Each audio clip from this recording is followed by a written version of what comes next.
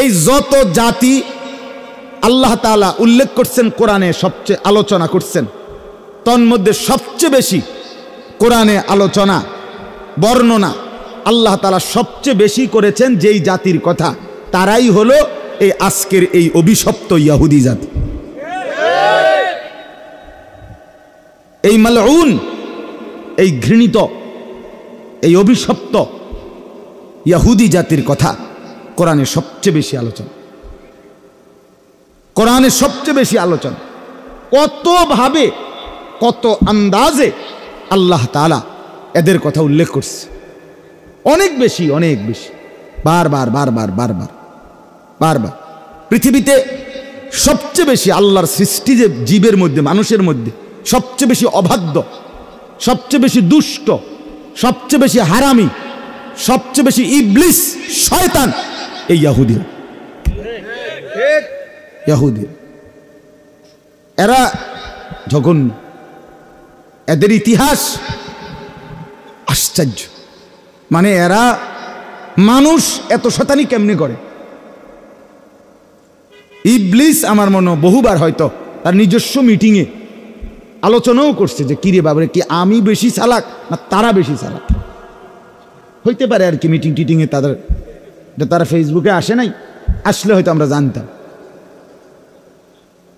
এত হারামি শয়তান, তাগতে বুদ্ধি নেয়। হ্যাঁ হ্যাঁ, শয়তান তাদের থেকে বুদ্ধি নেয়।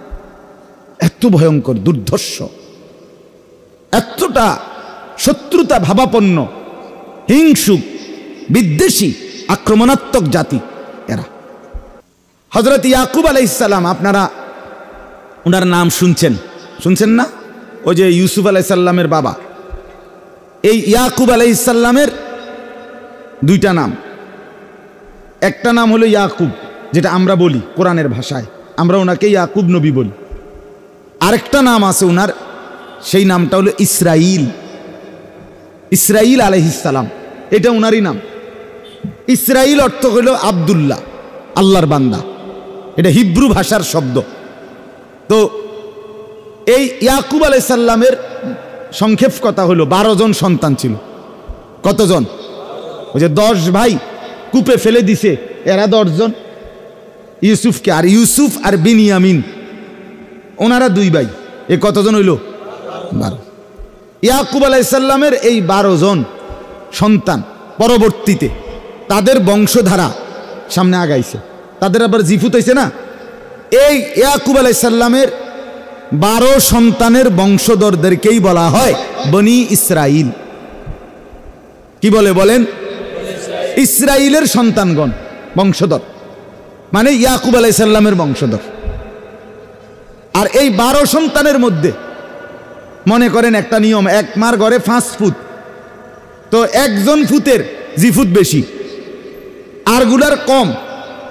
এরপরও আরো কমতে কমতে এক সময় এরারগুলো আর নাই, কিন্তু ও বেটারটা খুব আগাইছে, এমন হইতে পারে না? 12 সন্তানের মধ্যে ইয়াহুদা এই নামে একজন সন্তান ছিল। ইয়াহুদা তার নাম, বড় ভাই। এই যার পরামর্শে ইউসুফ আলাইহিস সালাম রে কূপে ফেলাইছে।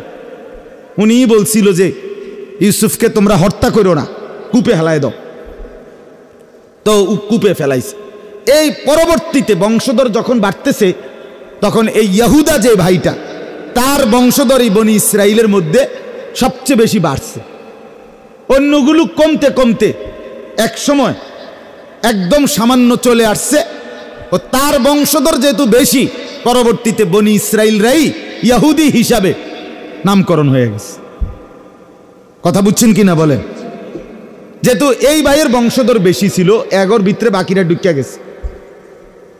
এখন মনে করেন বাড়ি তো নাম কাজী বাড়ি, কিন্তু মাঝিও তো থাকতে পারে, 2-1 কি আছে, মাঝিও আছে, বাকি হইয়া গেছেন সবার নামে কি কাজী বাড়ি, এরুমারি। এখন সবাই ইহুদি। তো এই ইহুদি এরাই বনি ইসরাইলের জাতি। আল্লাহ তাআলা হযরত ইয়াকুব আলাইহিস সালাম থেকে নিয়ে একটানা ঈসা নবী পর্যন্ত, আমাদের নবীর আগের জন পর্যন্ত, প্রায় 1 লক্ষের চাইতে বেশি নবী রাসূল আল্লাহ তাআলা এই জাতিকে হেদায়েতের জন্য, এই জাতিকে সোজা রাস্তায় আনার জন্য, আল্লাহর দিকে ফিরাইবার জন্য যুগে যুগে পাঠাইছে। কত কত হাজার নবী, 1 লক্ষের চাইতে বেশি নবী। কিন্তু এই দুষ্টরা সর্বযুগে অল্প কিছু লোক, সামান্য হাজারে লাখে 2-4-5 জন ছাড়া বাকি সব সর্বযুগে তারা নবীদের সাথে এবং ইমানদারদের সাথে তারা দুষ্টমি, হারামি এবং নাফরমানি করে গেছে। অনুগত হয়েছে একদম অল্প কয়েকজন, বাকি সব সময় নাফরমান ছিল, নাফরমান ছিল। আপনার আজকে তো আপনারা ভয় পাচ্ছেন, দেখছেন ইসরায়েলের এই ইহুদিরা মুসলমান মারছে। আর এই অসভ্য জাতি এতটা নির্মম, এতটা পাষণ্ড, এরা ইতিপূর্বে বনি ইসরায়েলের শত শত আল্লাহর নবীকে, আস্তার নবীরে জ্বালায় জবাই করে, একদম জবাই করে টুকরা করে ফেলছে। নবীকে বুঝেন নাই কথা? এরা সেই জাতি যারা খোদার নবীরে জবাই করে ফেলছে, একজন না, শত শত নবীকে।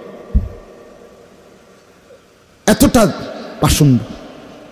তাইলে সবচেয়ে পৃথিবীর জাতি গোষ্ঠীর মধ্যে সবচেয়ে অবাধ্য, সবচেয়ে ঝামেলার, আপনি সারা রাত বলল শেষ হবে না তাদের বর্ণনা। এত ভয়ঙ্কর, এত ভয়। একটা গাবি কোরবানি দিতে কইছে মুসা নবী, এইটারে জিঙ্গাই তো গিয়া গাবি এটা কিরকম, ছোট না বড়, এটা বাইত ফাইলুন না জঙ্গলে ফাইলছে, এটা কি পুরা সাদা না বৃত্তকুদ্দুর দাগ হলে সারবো, মানে এইভাবে কইতে কইতে বলতে বলতে এটার ভিতরে রগ রেশা BS CS RS খতিয়ান টোয়াইয়া এসে আর এটা ফাহিয়া না খুঁজছে। মানে সোজা কথা, মুসা নবীর মতো শ্রেষ্ঠ নবী, 5 জন নবী সবচেয়ে শ্রেষ্ঠ, 5 জন নবীদের মধ্যে, এই 5 জন নবীর মধ্যে শ্রেষ্ঠ নবী একজন মুসা আলাইহিস সালাম, একজন নূহ আলাইহিস সালাম, একজন ইব্রাহিম আলাইহিস সালাম, একজন ঈসা আলাইহিস সালাম, একজন মুহাম্মদুর রাসূলুল্লাহ সাল্লাল্লাহু আলাইহি ওয়াসাল্লাম। এই মুসা নবীর মতো নবী, ঈসা নবীর মতো নবী, এই দুজনই বনি ইসরাইলের নবী। মুসা নবী উলুল আজম নবী, যারে আপনার মালাকুল মউত পর্যন্ত ভয় পাইত, এমন নবীর নবী। এবারায় এগরে চেষ্টা করছে ঠিক করতে, এরা ওনারে জ্বালাইয়া কইলা করে গেছে, একের কইলা বানাই লেছে। আপনারা শুনছেন না ওই যে নবীজি যে মেরাজে যখন 50 ওয়াক্ত নামাজ নিয়ে আসছে, তাহলে 6ষ্ঠ আসমানে মুসা নবী তো ওনারে আবার ফাটাইছে ফিরাইয়া। শুনছেন না এটা কি লেগা? মুসা নবী অল্প দুঃখে ফাটাইছে না। মিয়া আপনি 50 ওয়াক্ত লইয়া বাইর যাইতেছেন, কিও কোন, আমি 2 ওয়াক্ত লইয়া আমার কলজা বুক মারিত লাগিয়া গেছে, আমার কওম নামাজ পড়াইতে, আর আপনি 50 ওয়াক্ত লইয়া। আল্লাহ দোহাই, মানুষ ছড়াই আইছি আমি। মুসা নবী এই জন্য 9 বার আল্লাহ নবী সাল্লাল্লাহু আলাইহি সাল্লামকে 9 বার ফেরত পাঠাইছে। কয়বার? ভাই আবার যান, ভাই আবার যান, আরো কমান, আরো কমান। পারতো না, আমি চিনি বলে আমি মানুষ চালাই আইছি, 1 নম্বর ডাকাত চালাইয়া আমি আইছি, এরকম অনেক কথা। তো এই বনি ইসরাইল, এই ইহুদি জাতি সর্বসময় কোরআনে আছে, ওই বলছে এই এলাকায় তোমরা সবাই মাথা নুয়ে এই শহরটার মধ্যে ঢুকো, মাথাটা নুয়াইয়া ঢুকো। হেরা কয় না, মাথা নুয়াইয়া ঢুকতাম না। নাকি কেমনে ঢুকবা? কামরাকে দোনো ঠ্যাং দিয়া এমনি বেঁকা হইয়া ঢুক না, এমনি ঢুকতো না। বুঝেন নাই কথা? মানে প্রত্যেক কথায় গাঁটতারামি করা, এটা তাদের স্বভাব ছিল। বলছে চলো আমার সাথে যুদ্ধ করো, মুসা নবীকে বলছে, কয় আমরা যুদ্ধ করবো, আগে আমরা একটু বই, আমনে আর আমনের খোদা মিল্লা দিয়ে শুরু করেন, আগে যদি গনায় তাহলে আমরা জানি। ইযহাব আনতা ওয়া রাব্বুকা ফাকাতিল, এই কোরআনের বরণ। আপনারা দুজন আগে কি করেন? আপনারা আগে যুদ্ধ শুরু করে যদি আগে গাইতেন পারেন দেখি, তাইলে হয়তো যাইলে যাইলাম, নাইলে আমরা দূর বইয়া জিনিসটা চাই কি হয়। এই কোরআন মানে যেই কোনো কিছুতে যেটা বলতো এটাই উল্টা করত। এক লোক ছিল যে প্রত্যেক কথায় খানার দোষ ধরত, খাইয়া একদিন হেরে কইছে আজকে আমনে বাজার করবেন, করছে এবারটা বাজার আমনের সামনে মশলাপাতি দিয়া রান্দা হইব, এবারটার সামনে রাইখা রান্দা হইছে। সব করার পরে উনার পছন্দ মতো রান্না বান্না সব হইয়া উনি খাইছে।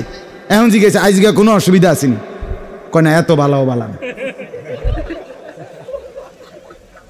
এত ভালো ভালো না, ওই দৈন্তার না কেন ঠিক রাখছে। বুঝছেন নি? মানে এটা হলো একটা কথার কথা বললাম। এই ছিল জাতি বনি ইসরাইল, এই ইহুদি।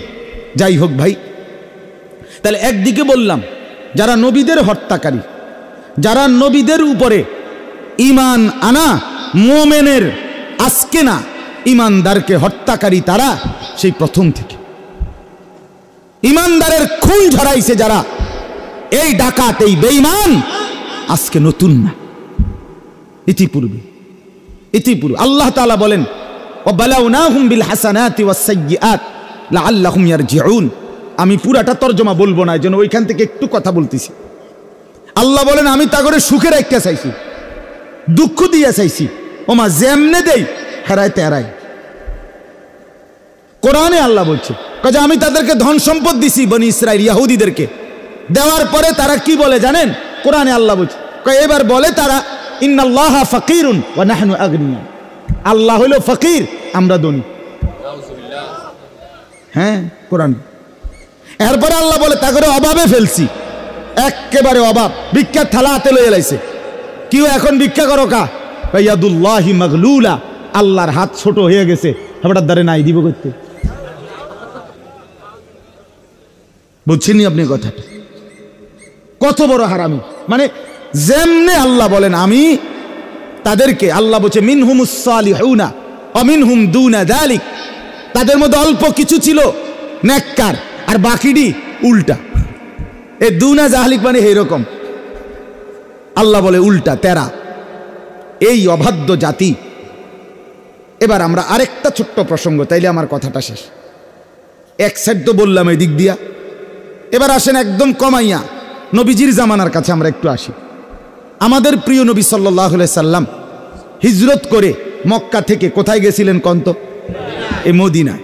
মদিনায় নবীজি যখন ছিলেন মদিনায়, এই মদিনায় ইহুদিদের 3টা গোত্র ছিল, তাদের উল্লেখযোগ্য বড় বড়, বনু নাজির, বনু কাইনুকা, বনু কুরাইজা।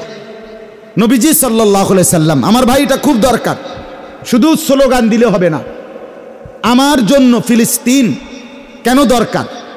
ফিলিস্তিন ইস্যুটি এটা শুধুমাত্র একটি অঞ্চলের নির্দিষ্ট কোনো মুসলমান, একটি এলাকার কিছু মুসলমান নির্যাতিত, মার খাইতেছে, আযাব জুলুমের শিকার, এই কারণে শুধু ব্যথা না, না, এখানে আপনাকে বুঝতে হবে যে এর সাথে আমার মূলত সম্পর্কটা কি। কথা বুঝছেন না আপনি? এই কথাটা শুনেন, এই কথাটা মিলাইলেই শেষ। আল্লাহ নবী সাল্লাল্লাহু আলাইহি সাল্লাম ইহুদিদের এই 3টা গোত্রকে নবীজির জামানায় নবীজি বিতাড়িত করছে মদিনা থেকে। 3 বার যুদ্ধ করে করে এগুলারে এলাকা ছাড়া করছে। তারা গিয়ে আশ্রয় নিছে আরবের আরেকটি জায়গা খায়বারে।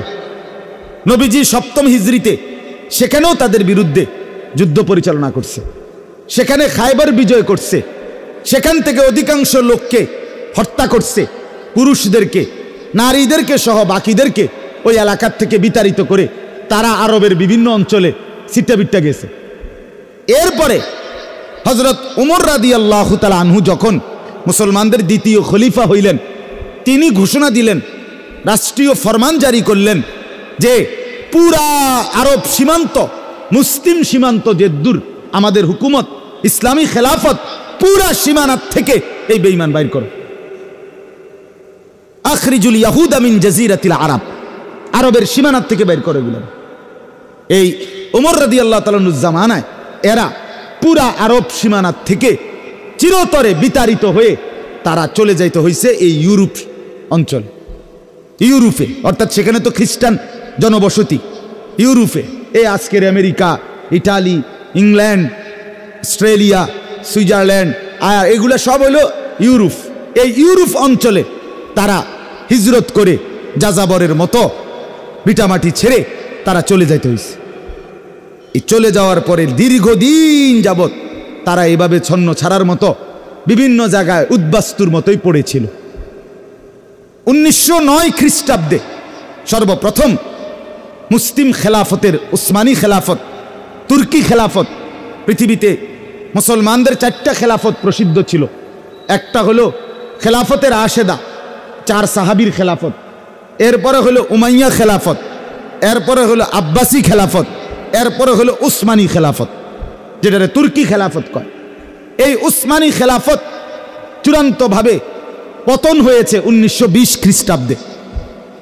যখন উসমানী খেলাফত, মুসলমানদের বিশ্বময় খেলাফত শেষ, মুসলিম খলিফা শেষ, তখন সারা পৃথিবী এবং মধ্যপ্রাচ্য, আরব বিশ্বে একটা জোয়ার উঠছে, সেকুলারিজমের জোয়ার। অর্থাৎ ইউরোপ থেকে একটা মতাদর্শ দিছে যে প্রত্যেক ধর্মের অনুসারী নিজ নিজ ধর্ম নিয়ে নিজের জায়গায় স্বাধীনভাবে চলবে, অন্য ধর্ম তার উপরে কোনো চাপাচাপি করবে না।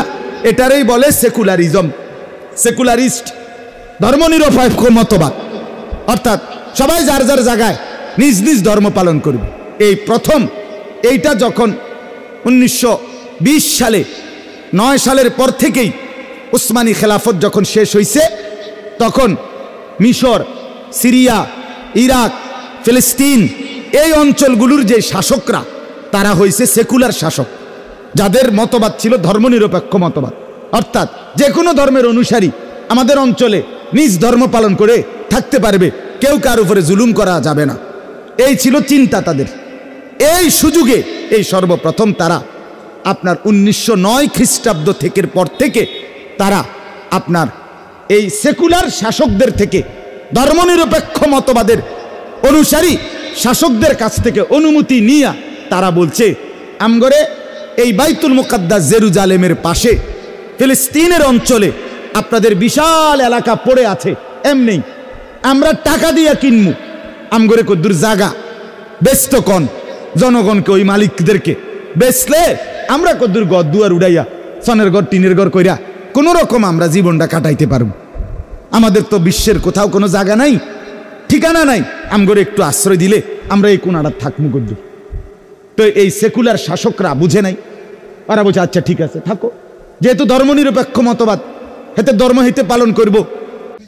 এই এক টানা 1909 থেকে 1947 পর্যন্ত কত বছর? কত? 38। আচ্ছা, এই 37 বছর, প্রায় 40 বছরের কাছাকাছি তারা এক টানা তখন সারা ইউরোপে যেখানে যেখানে তারা ছিল, কৌশল করে করে তাদের লোকেরা তাদেরকে আইনা এখানকার মুসলমানদের থেকে জমি কিনছে। কিনতে কিনতে এইটার লগে আরো 4 শতক, 10 শতক, 20 শতক, 50 শতক, 100 শতক হাউজিং কোম্পানির মতো, কথা বুঝেন নাই, কিনতে থাকছে। কিনতে কিনতে কিনতে কিনতে কিনতে প্রায় 40 বছর শুধু জমিয়ে কিনছে। এবং এই তাদের লোকদেরকে আইনা গদ্দুয়ার করাইয়া এরা গেছে। 1947 সনে পৃথিবীময় ব্রিটিশ উপনিবেশবাদ, পৃথিবীর বিভিন্ন দেশে ব্রিটিশ সহ ইউরোপিয়ানদের যে যেখানে আপনার শাসন করত অঞ্চল, এগুলো ছেড়ে দিছে।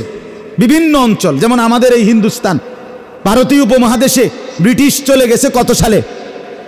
কথা বলেন না, 1947 সালে চলে গেছে, ছেড়ে দিছে আমাদের অঞ্চল।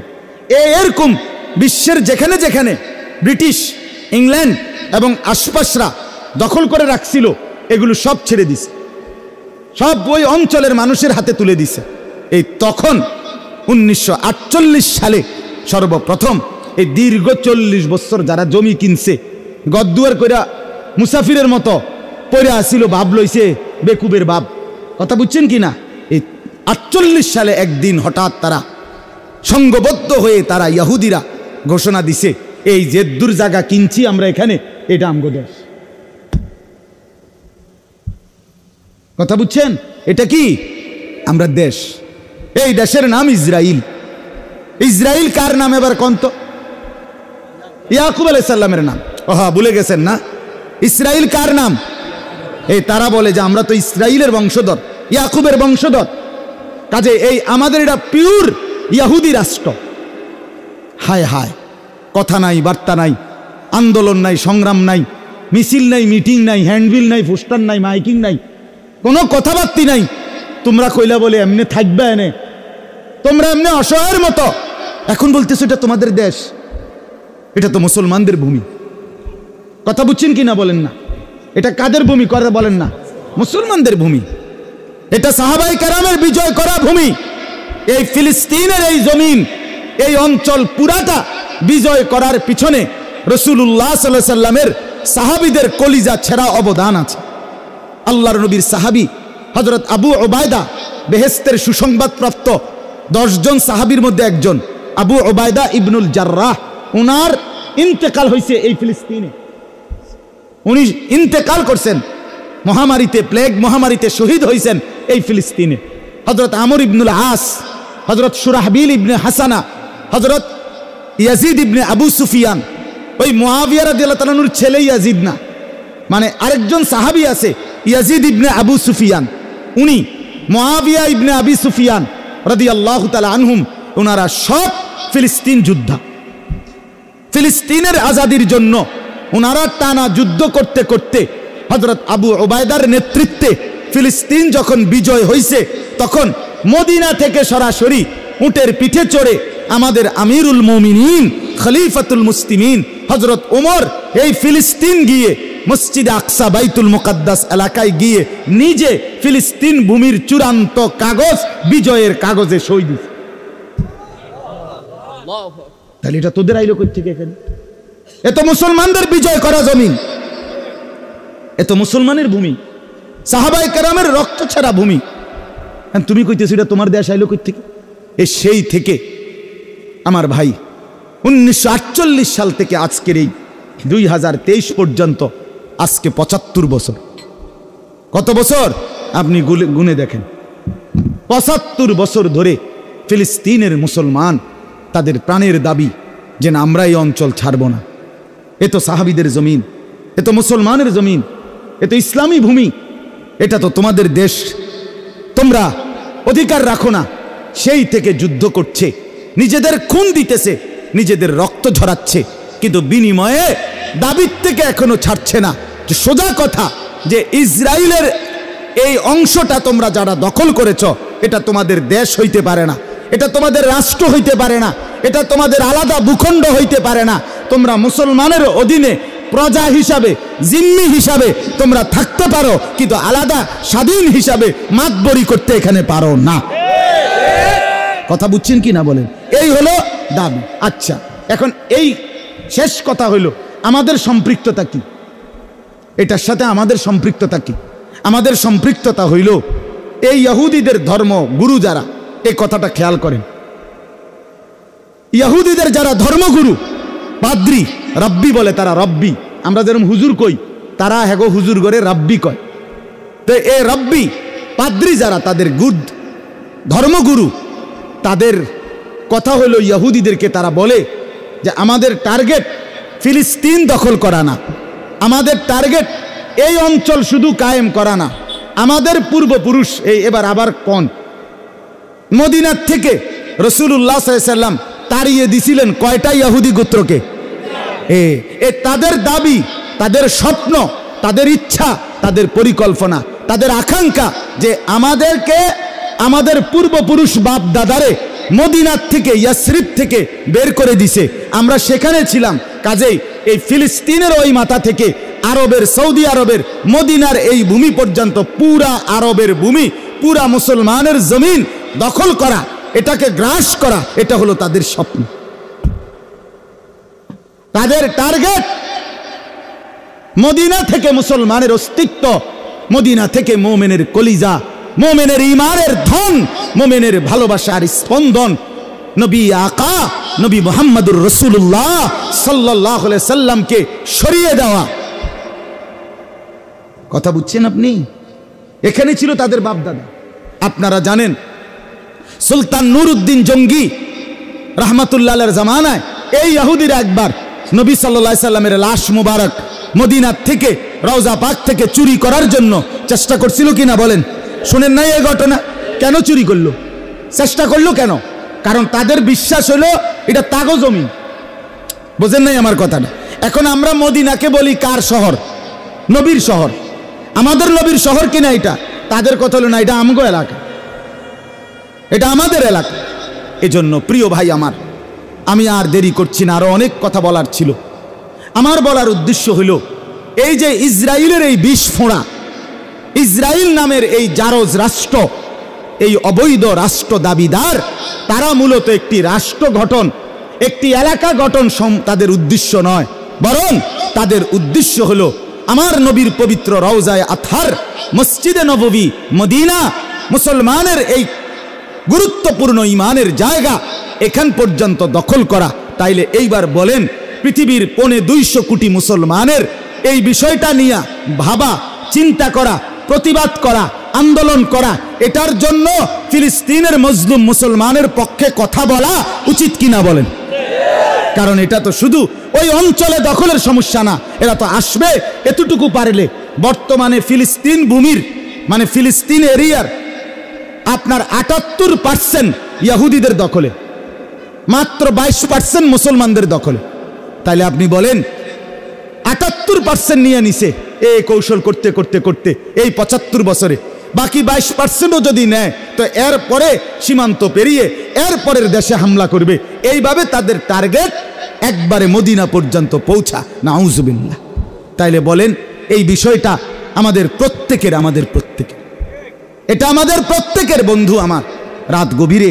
এজন্য আজকের যুবক ভাই তোমাদেরকে অনুরোধ করি, তোমরা জানা উচিত, তোমরা বুঝা উচিত, তোমরা এটা ভাবা উচিত, মুসলমান হিসাবে আমাদের প্রত্যেকের অন্তরে যেন এটা থাকে যে ফিলিস্তিন আমার। ফিলিস্তিন কার?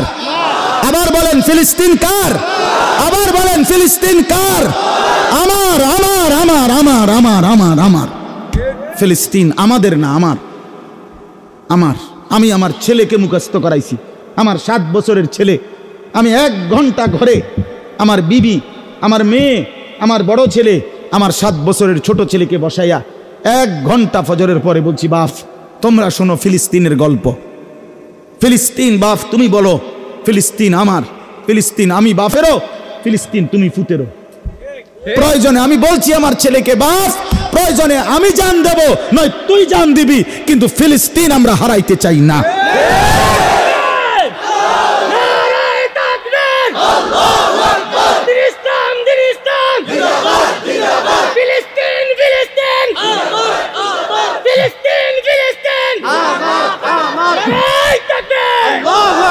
অতএব বন্ধু আমার, জওয়ান ভাই, ফিলিস্তিন তোমার। এটা শুধুমাত্র অঞ্চলের সমস্যা না, এটা কিছু মুসলমান মারছে এটা সমস্যা না, এটার মধ্যে আমার ঈমান, এটার মধ্যে আমার রাসূলের মহব্বত, এটার মধ্যে আমার মদিনার অস্তিত্ব জড়িত, এটার মধ্যে আমার রওজা পাকের অস্তিত্ব জড়িত। এই খামখেয়ালি আমরা সারা পৃথিবীর মধ্যে ইহুদি মাত্র 1.5 কোটি। ইসরায়েলে ইহুদি কতজন? 92 লাখ।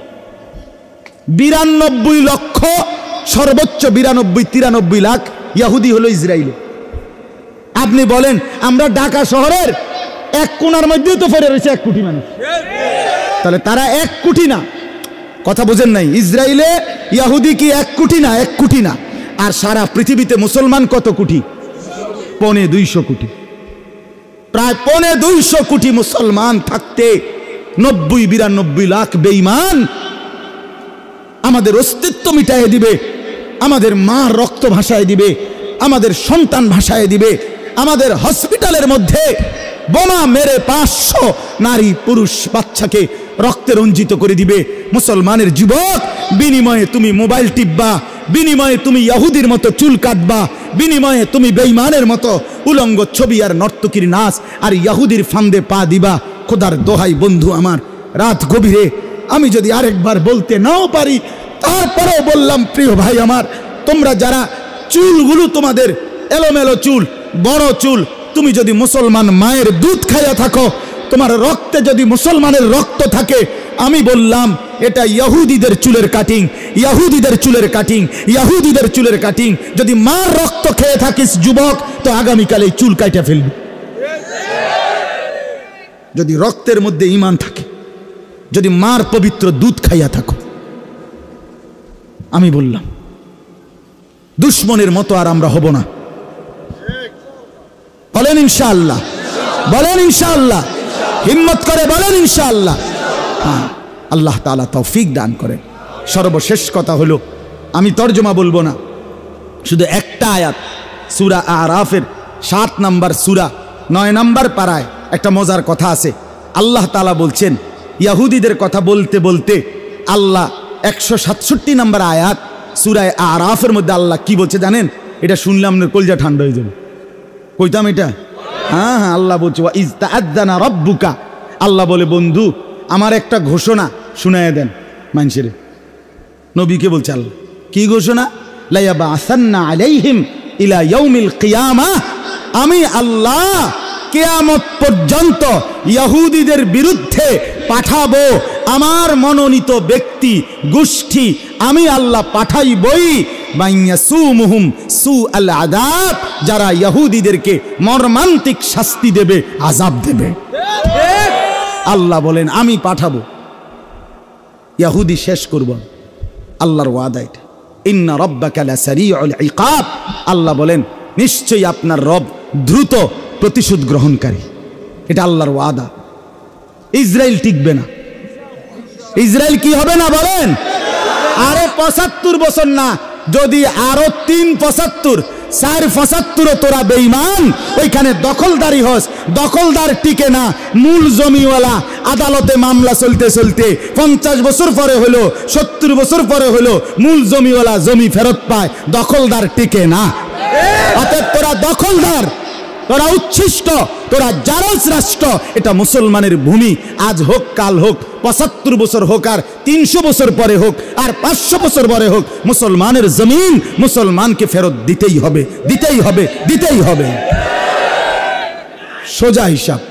আপনারা ঘাবড়াবেন না, দোয়া করেন কলিজা দিয়া, চোখের পানি ফেলে দোয়া করেন, নিজেদের জীবন সুন্দর করেন, আখলাক সুন্দর করেন, আর মজলুমের জন্য চোখের পানি ফেলে আল্লাহর কাছে বলেন, আল্লাহ আপনি আছেন, আপনি সাহায্যকারী, আপনি সহায়, আপনি আমাদের ভরসা। হাসবুনাল্লাহ, হাসবি আল্লাহ, আল্লাহই আমাদের জন্য যথেষ্ট। বিজয় ফিলিস্তিনের। বলেন বিজয় কার? পরাজয় কার? হারবে কে? জিতবে কে? জিতবে কে? হারবে কে? সোজা হিসাব। আল্লাহ তৌফিক দেন, আল্লাহ কবুল করেন। আল্লাহ আমার নওজোয়ান সাথীদেরকে হিম্মত দান করেন আগামীর পৃথিবী গড়ার জন্য, ইসলামের জন্য জান বাজি রাখার জন্য। যুবক তুমি তৈরি হও, ইনশাআল্লাহ মাহাদি তোমাকে ডাকবে, তুমি মাহাদির পক্ষে লড়বে, দাজ্জালের বিরুদ্ধে লড়বে ইনশাআল্লাহ। আল্লাহ তৌফিক দান করেন, আল্লাহ কবুল করেন।